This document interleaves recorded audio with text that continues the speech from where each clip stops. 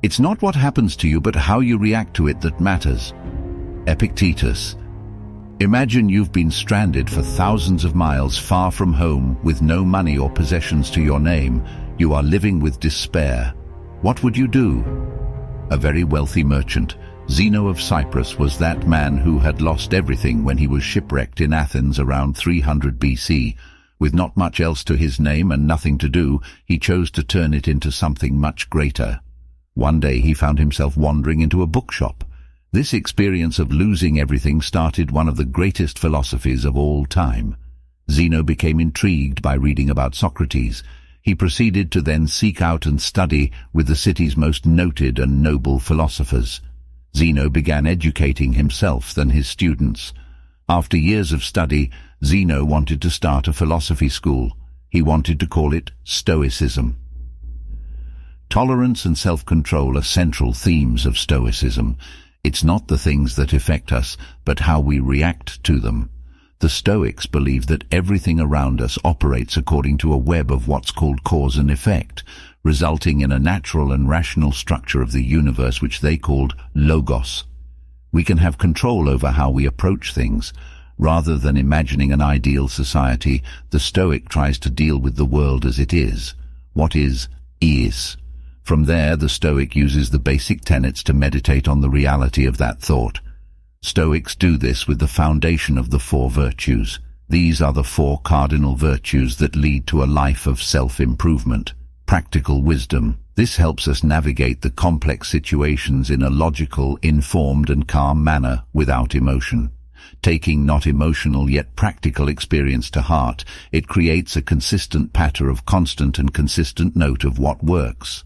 Courage. It's the ability to face difficult situations, adversity and challenges head-on without being overwhelmed by fear or uncertainty.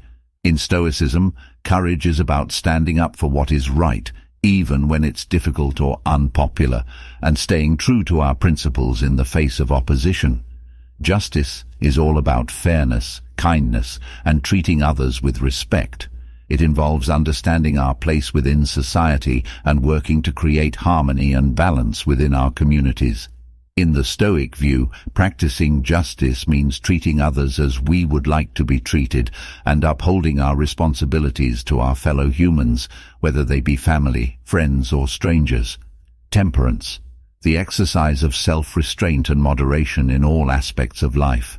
This is to allow as few ups and downs to occur. It's not without highs and lows. More so it's about evenness and balance. While Stoicism focuses on personal self-improvement, it's not a self-centered philosophy.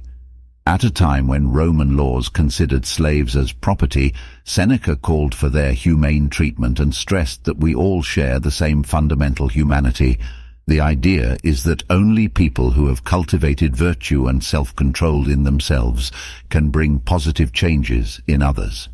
One of the most famous Stoic writers was one of the Romans' greatest emperors. Over the course of his 19-year reign, Stoicism gave Marcus Aurelius the strength and the resolve to help him to lead one of the greatest empires that we have ever known.